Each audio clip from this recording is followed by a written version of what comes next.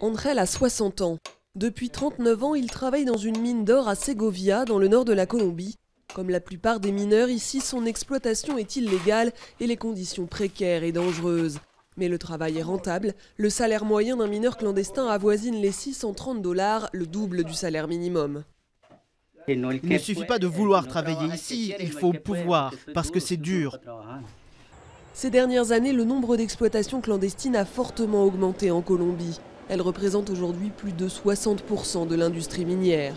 Le sujet s'est récemment invité dans la campagne présidentielle lorsque, début mai, l'effondrement d'une mine illégale a fait 12 morts dans l'ouest du pays. Il faut absolument soutenir les mines artisanales pour qu'elles deviennent des mines légales. Depuis des décennies, des siècles, il y a toujours eu des petites mines dans l'industrie minière.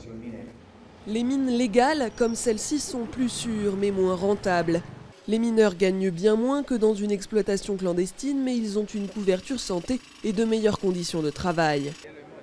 La mine voisine est illégale, son propriétaire a plusieurs fois tenté de la faire légaliser, mais mettre les installations aux normes de sécurité coûte cher et la mine ne produit pas assez pour intéresser une multinationale. Cela fait 7 ans et ils ne nous ont toujours pas répondu.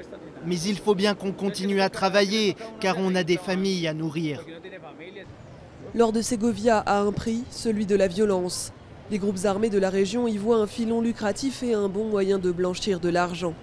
En 1988, 43 personnes ont été exécutées sur cette place par des paramilitaires. Plus récemment, un conflit opposant deux bandes rivales a fait de nombreuses victimes. Ils veulent tous profiter des richesses de cette région et ils ont ravagé notre village avec leur violence et leur destruction. L'exploitation minière représente 2,3% du PIB de la Colombie et elle est un apport vital à son économie. Mais dans un pays déjà déchiré par un demi-siècle de conflits contre la guérilla et le trafic de drogue, certains redoutent qu'elle ne devienne le nouveau moteur de la criminalité en Colombie.